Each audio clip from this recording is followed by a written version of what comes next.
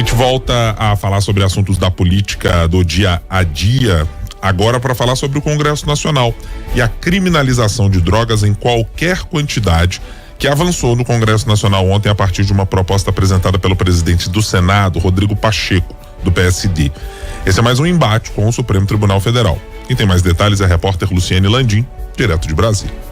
A criminalização da posse e do porte de drogas ilícitas em qualquer quantidade foi aprovada pela Comissão de Constituição e Justiça do Senado e segue agora para a votação em plenário. O texto define que vai ser observada a distinção de traficante e de usuário por todas as circunstâncias fáticas do caso concreto, mas sem especificar quantidade. A intenção é garantir que pessoas encontradas em posse de substâncias para uso pessoal sejam submetidas a medidas alternativas à prisão e programas de combate à dependência. A votação foi simbólica quando não há registro oficial de cada voto, mas senadores quiseram expor as posições deles. Dessa forma, o placar foi de 23 votos favoráveis e 4 contrários. Pediram registro do voto contrário Fabiano Contarato, do PT do Espírito Santo, Humberto Costa, do PT de Pernambuco, Jaques Wagner, do PT da Bahia e Marcelo Castro, do MDB do Piauí. A pauta é vista como mais um embate do Senado com o Supremo Tribunal Federal.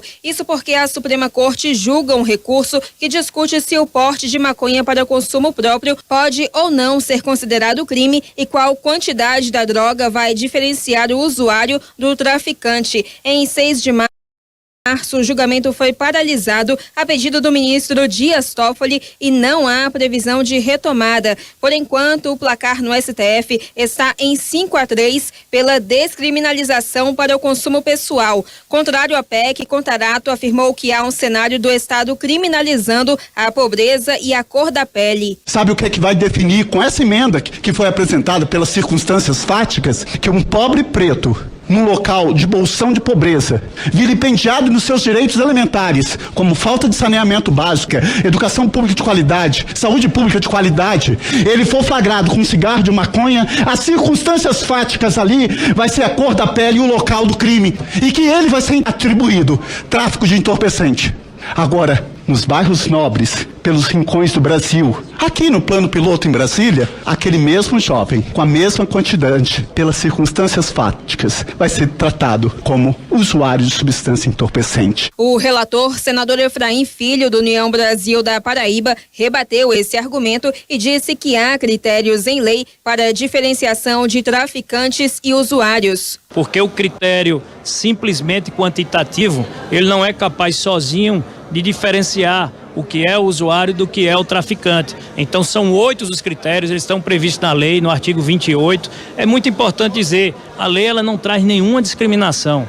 A lei ela não faz qualquer discriminação de tratamento por cor, por raça ou por condição social. A lei é para ser aplicada a todos de forma igual, de forma equiparada. Se há algum equívoco na aplicação da lei, aqueles que aplicam, as autoridades policiais, o Ministério Público, os juízes, devem estar sempre atentos para que não haja qualquer tipo de discriminação. Atualmente, a pena para tráfico vai de 5 a 15 anos de reclusão. Quem porta droga para consumo pessoal também pode ser apontado por conduta ilícita, mas as penas são advertências sobre o efeito das drogas, prestação de serviços à comunidade ou medida educativa de comparecimento a programa ou curso educativo. Não há citações à quantidade que caracteriza consumo próprio, deixando o critério à avaliação do juiz a partir da gramatura, do local e das condições em que o entorpecente foi apreendido, assim como as circunstâncias sociais e pessoais. Para a FM O Tempo, Luciane Landim. Eu concordo com o senador Efraim Filho que não há na letra fria da lei nenhum ponto em que se indique a discriminação por raça, por gênero e cor. O que não quer dizer que isso não aconteça na vida real. E é exatamente por isso que o Supremo Tribunal Federal, criticado pelos senadores nesta matéria, estava tentando determinar, está ainda, né? O julgamento ainda está em curso, determinar exatamente um critério objetivo para dizer, a pessoa está aportando uma gramatura X, uma quantidade Y, isto pode ser enquadrado ou não, porque esse entendimento hoje é dado a partir da percepção das polícias quando fazem as apreensões ou do juiz eventualmente depois no processo, ou do Ministério Público quando apresenta uma denúncia a essa pessoa. Eu gostaria muito de ter, e deixa eu deixar bem claro, inclusive, para antes que pareça que neste caso aqui eu estou adotando uma posição de isenção. Não estou. Eu sou partidário, eu estou na linha como o presidente Fernando Henrique Cardoso nesta história de criminalização das drogas e dessa definição específica de o que é e o que não é. Eu considero que se tem alguém vencendo a guerra contra as drogas até hoje, é a própria guerra contra as drogas. São só os efeitos dela danosos, das mortes das escolas fechadas em operações no Rio de Janeiro, das famílias que estão perdendo cada vez mais pessoas, dos policiais que estão sendo cada vez mais vítimas das armas que vão parar nas mãos dos traficantes, que não são exclusivamente aqueles que você vê caricatamente na favela do Rio de Janeiro, não, gente. O traficante precisa de material, de quantidade, de volume de dinheiro para fazer o que o PCC faz, para fazer o que o Comando Vermelho faz. Precisa de fazenda, precisa de helicóptero, precisa de transporte e de coisa que custa dinheiro. Então a ideia simplória de que o tráfico está alocado apenas nas periferias ou está alocado nas comunidades e que este é o grande problema, nós estamos falando da última ponta apenas da distribuição. Se você conversar com um policial federal que trata disso, ele explica para e passo como este é apenas um pequeno pedacinho da produção. Porque tem a produção, tem refino, tem um monte de coisas e de atividades que cercam essa chamada guerra contra as drogas. A minha posição pessoal nesse caso é de avaliar que os danos estão apenas sendo aumentados, o sofrimento das famílias continua em relação às drogas, sim, certamente continua. Quem tem uma pessoa com envolvimento ou com uma dependência química com as drogas, sabe o tamanho do problema que é. Mas não me parece que na ponta de repressão, ou seja, para diminuir e para minimamente organizar o quanto desse dinheiro de consumo de drogas, que nunca parou na história da humanidade, vai parar na mão dos traficantes, acho que o Congresso Nacional, o Senado Federal, neste caso, repito, é uma posição pessoal, tá andando para trás nessa história. Todos os países que têm adotado posturas um pouco mais abertas a esta questão de regulamentação, tem ninguém falando em liberou geral, não tem ninguém falando em distribuição nas ruas, tem ninguém falando em nada dessa natureza. E não ser punido. E não ser punido. Ninguém está tratando nada dessa natureza.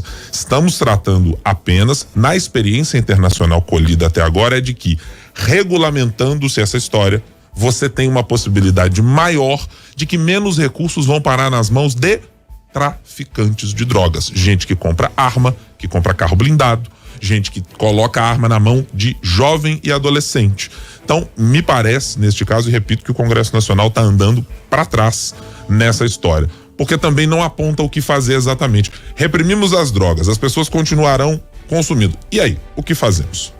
Essa é a resposta que eu gostaria que o Congresso Nacional desse. E quem é que vai determinar, né, Guilherme? Aliás, a gente sabe quem vai determinar, mas o que vai valer, né? Aí a justiça fica parada por discussões e recursos que entram de pessoas que foram pegas numa mesma situação que as outras e que tiveram ali ou que vão ter uma punição diferente. A gente chega no outro ponto que nós falamos essa semana, na superlotação de presídios, com pessoas que muitas vezes poderiam ser ouvidas, punidas de uma forma diferente, sem superlotar os presídios, e a gente perde vaga no sistema carcerário para pessoas que matam, que estupram, que cometem crimes que são indiscutíveis aqui, que precisam de uma pena maior.